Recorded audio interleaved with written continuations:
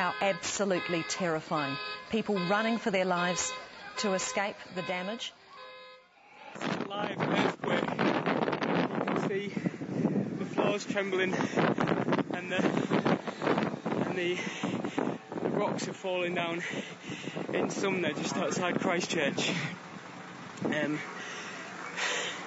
This giant rock's just fallen on the RSA building, and you can see it's crushed the building there and the cars.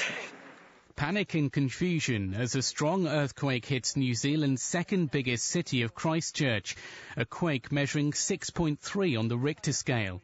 The damage was widespread and buildings remain unsafe. The search for those missing goes on, while there have been attempts to free those who have been found and are stuck.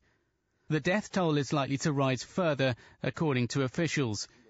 This is the second time in 5 months Christchurch has been hit by an earthquake.